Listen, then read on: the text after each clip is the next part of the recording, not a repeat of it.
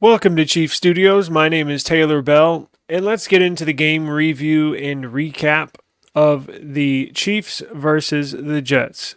But first, Yeah. Woo. I just need my space right now. Fresh off the G5 jet, I'm on my way to a brand new kit. all right, and we're back. Quick intro. Now, this was a frustrating game.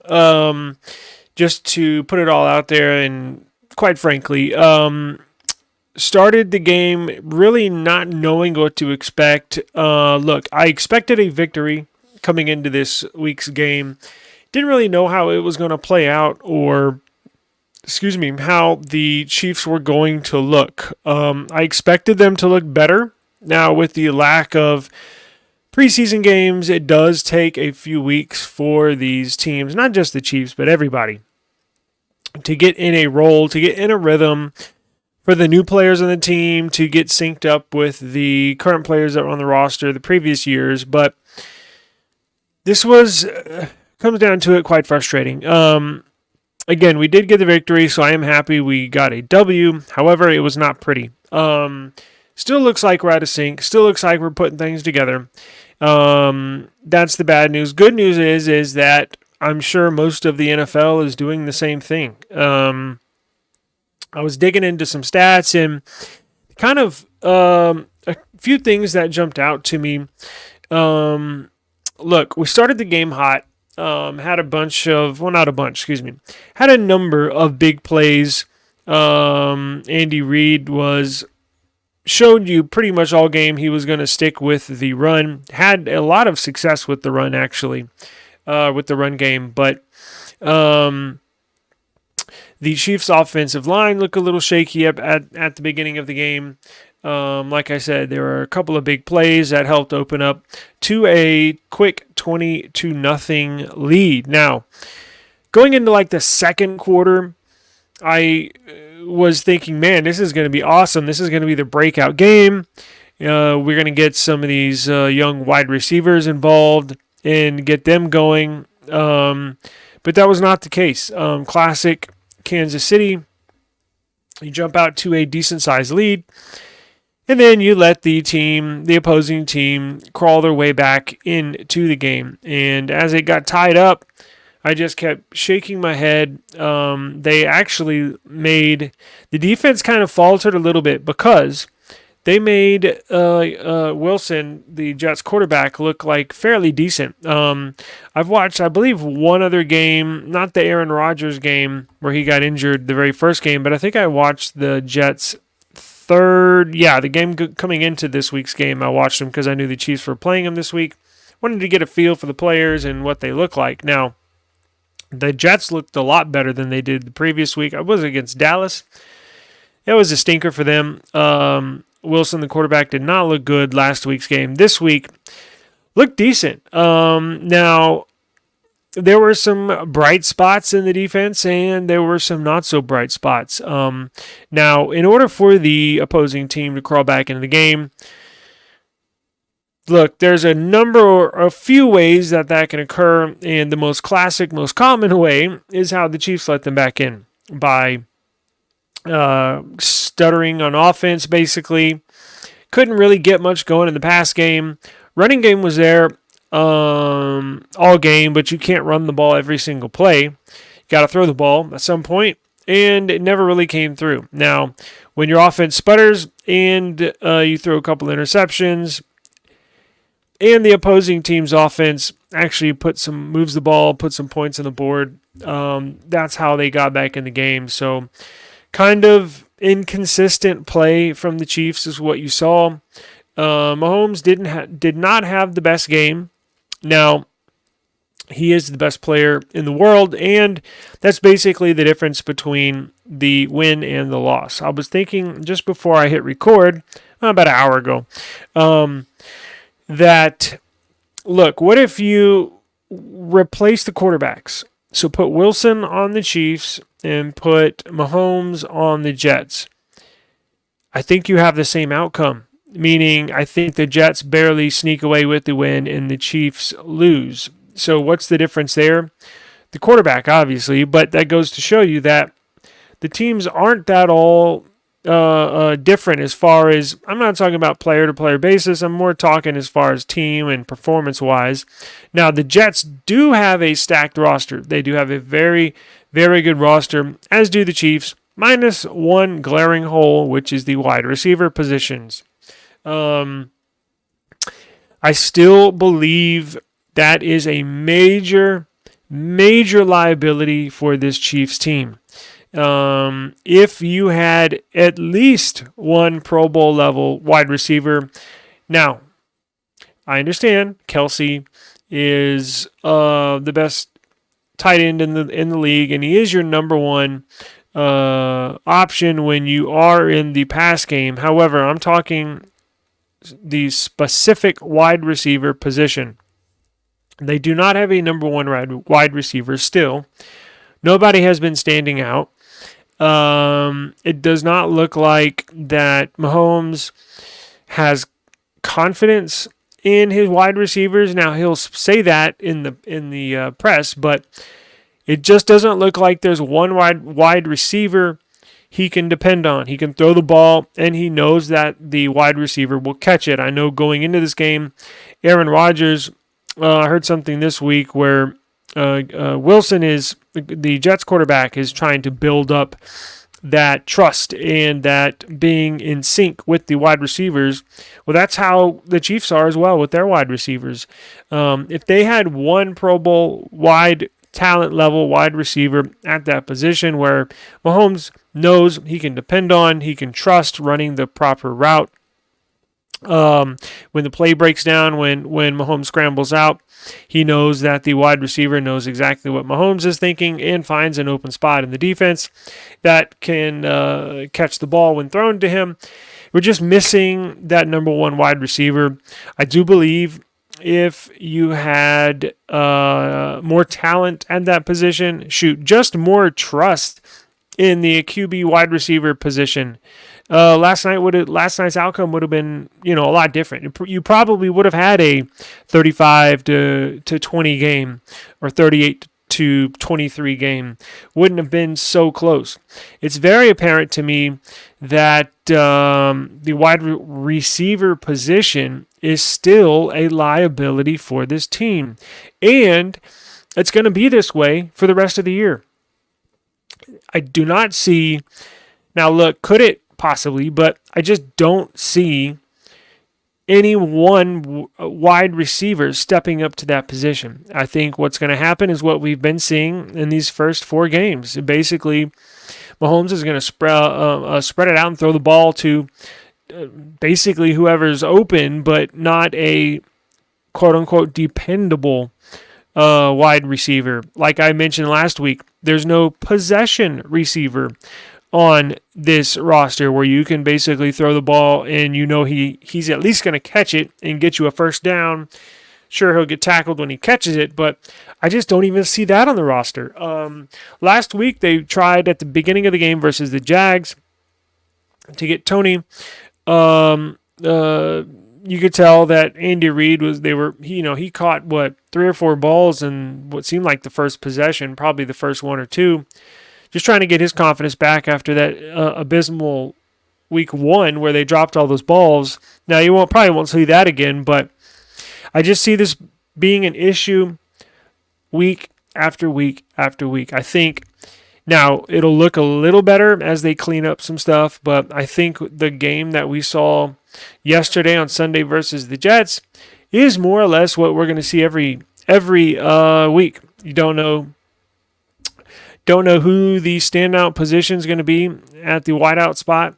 Kelsey's always going to be catching balls, scoring touchdowns. But, again, just not impressed and a big area of concern. The running game was a big improvement. I was very satisfied to see them get the running game going.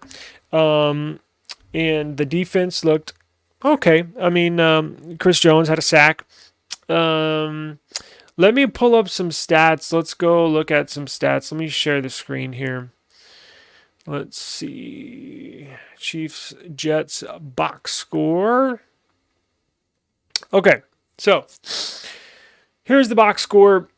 And just looking at, as you can tell, Mahomes did not have his best game, although he did basically win the game with his brain sliding for the first down and not walking in for the touchdown, essentially running out the clock. Did not give the Jets any time whatsoever to go down and score a touchdown, possibly kick an onside kick, get the ball back, kick a field goal, and win.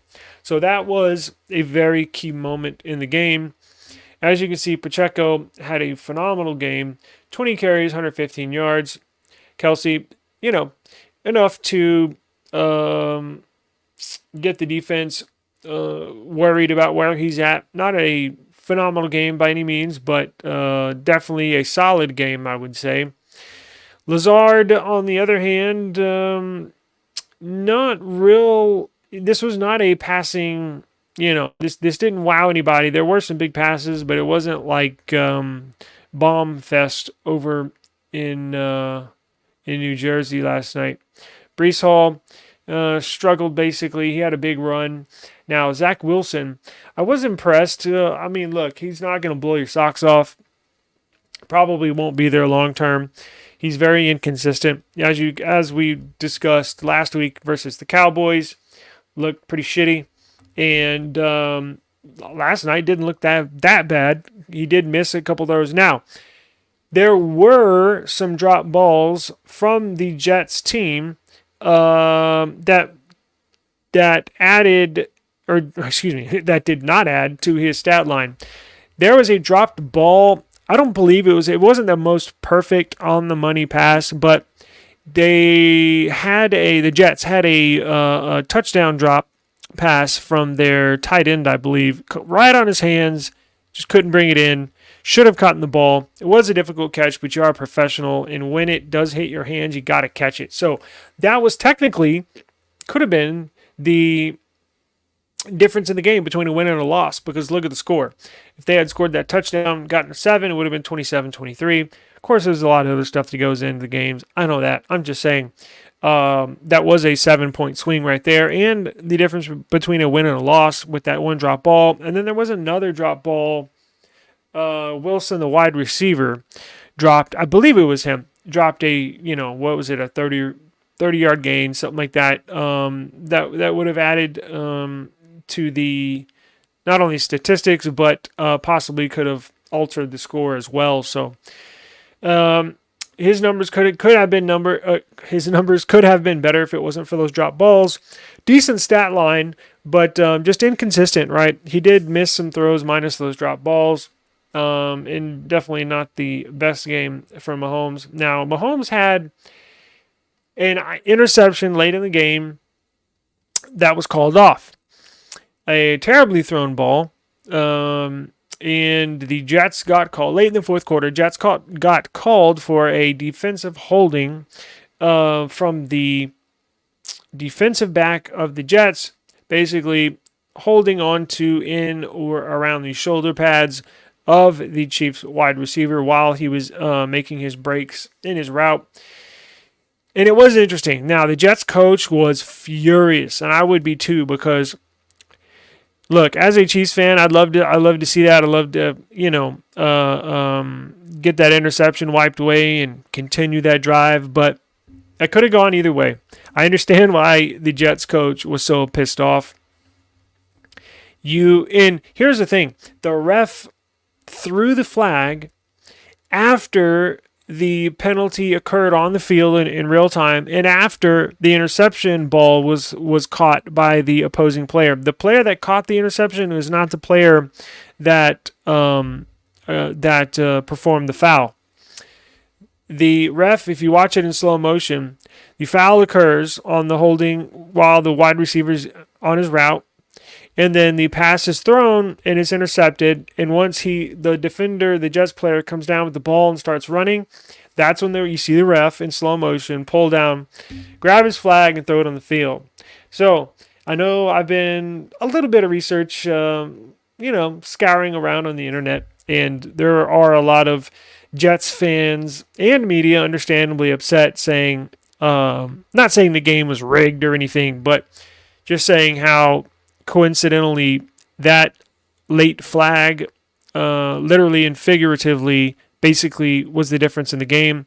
If the Jets would have continued on with that interception and continued with possession of the ball, they could have easily kicked a field goal. They were, I believe, maybe needed another 15, 20 yards to get in field goal range, but certainly could have tied the game and or won it. So very, very frustrating for the Jets, I understand. But joy on our end. Let me see here. Let me get into player stats real quick. Any other rushing? Sky Moore. This is an issue right here. I want to know what's going on with Clyde Edwards-Helaire.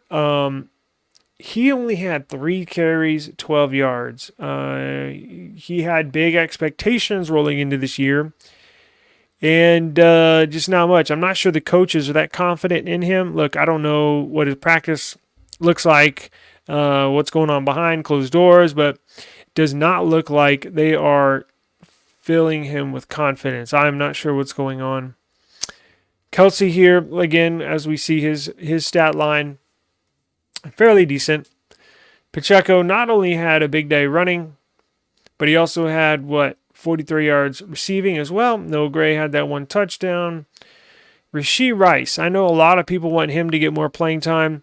Again, we don't know what's going on behind closed doors. I'm sure he is basically a rookie. He was sitting out all last year, which was his rookie year. So he's still learning the offense, still getting in the groove with this offense. Tony, they only throw him. He only got 2 balls, so who knows what's going on there. Not much out of this passing game because, look, Kelsey was your highest receptions leader. Your running back is a second highest receptions leader. I guess, take that back. He was tied with Rashee Rice. But as far as yardage, your 3 biggest yardage players are non-wide receivers. This is a tight end, this is a running back, and that's the backup tight end. So your leading wide receiver only had 32 yards receiving. Your second wide receiver only had 22 yards receiving. So the proof is in the pudding. There's just not much there for the wide receiving core. Again, major issue. I don't know what can be done. I don't even know if you can go out and sign anybody off waivers, trade for somebody. Look, there's probably nobody of importance that's on the waivers that you're going to get. So, I mean, unless one of these guys steps up, unless they build confidence through the year and you slowly see the receptions increasing, the yardage increasing, you see some of these guys break for big touchdowns. That's one of the things I think I was missing watching the game last night. The big play, I think with the lack of an explosive number 1 wide receiver, there's like the explosive plays have just vanished. Now, we did have a big throw, and you're going to get a big throw here and there. You're going to get a big run here and there. But I'm talking about the old school days of 2 or 3 years ago when you're just throwing the ball all over the field. Those days might be gone. I quite honestly, it looks like now they're just throwing little 10, 15, 20-yard darts and trying to play that way. And if you can win that way, it's all good, whatever. But I think the explosive plays are missing here because of this wide receiving core. And we'll just have to see how it goes. Defense. Tranquil had a big day. McDuffie, Trent McDuffie's keep your eye on him, number 22. He is very good defensive back. I'm looking for him to get not all pro, but Pro Bowl acceptance or induction this year. I've been watching him, and he is a very good defensive back. Mike Edwards, few tackles. Willie Gay Jr., a few tackles. Snead looked decent. Chris Jones got a sack. Justin Reed heard his name once or twice, but yeah, just not and here's your rookie right here, your number 1 draft pick, Felix. Not much from him. So defense is just very shaky. Like I said, I'm glad we got the win, but certainly not impressive. let's go over to the Jets real quick and see what they did. There's Zach Wilson's stat line. Should have been a 3. Wasn't. 3 touchdowns. Excuse me. Brees Hall, Dalvin Cook. Yeah, that's right. I didn't hear his name much last night. Look, only 5 carries and 16 yards. Zach Wilson. Garrett Wilson. I keep on getting Garrett Wilson confused with Zach Wilson. But not a big rushing day for that team. Receiving, nothing really stands out. They did spread the ball out quite a bit. He was targeted a lot. Let's see here. Defense. I did hear Mosley's name called a lot. I did hear Reed's name. And, of course, Quincy Williams. This is their big-time defensive tackle. Had a decent game. So let me slide over to team stats. Total yards, Kansas City. Passing, the Jets. Rushing, Kansas City. In the yards per play, Jets. Now, the rushing game is probably what won the game for us. Patrick Mahomes had that big run at the very end of the game, which I just described, to win the game, keeping the ball in bounds. And let's see here. Nothing really stands out all that much. Penalties were lower than last week's. No fumbles. 2 interceptions. Should have been 3, but it was 2.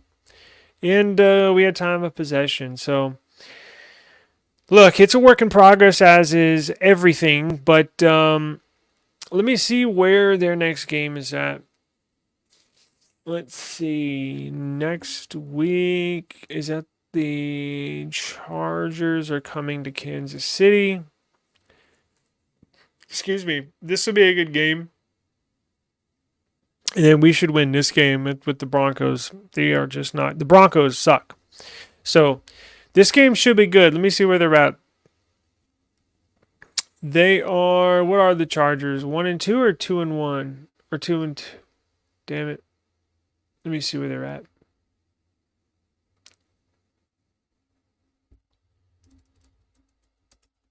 Chargers.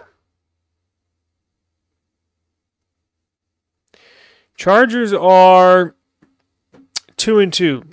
Okay, so let's see any news. Wow,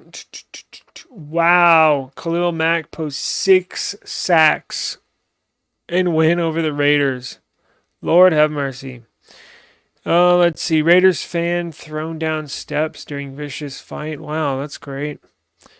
The game is in Kansas City, right? Yeah, okay. Just making sure nobody's hurt. Out there in LA, let's see. So, this is what I was looking for. Chargers quarterback Justin Herbert not expected to miss time despite broken middle finger on left hand. That's not on his throwing hand, is it? Let's see. Y'all want to see that fight with the Raiders? I'll play it in just a second. So let's see. So he should play this week against the Chiefs. Broken middle finger on his non-throwing hand. So that's not a big deal. I was wondering if that was on his throwing hand, that's going to be an issue, but he should be fine. Okay.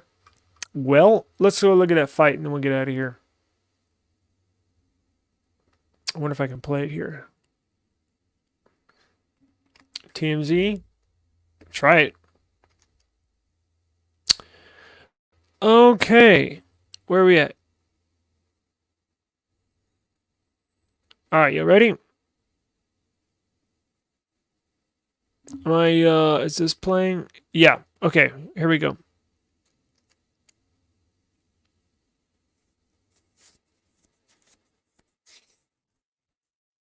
Oh, damn. The dude gets up and walks away. Oh my God. Freaking idiots. Drunk idiots. Then all the Raider fan comes up. Raider fan saves Raider fan.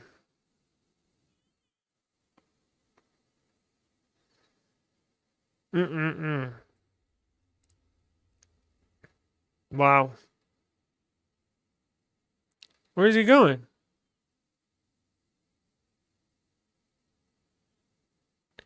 That dude just stands there. Is that the guy that gets socked in the head? He just stands there? Hold up.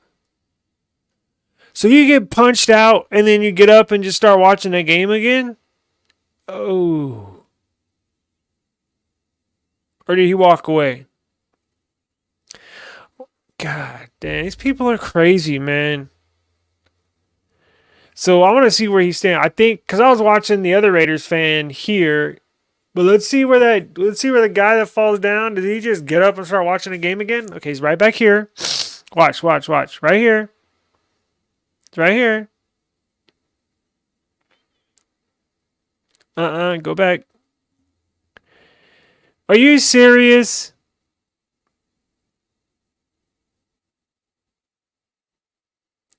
So the dude gets knocked out. God, you gotta be drunk. That is hilarious. What? And then this dude rubs his back? What is going on?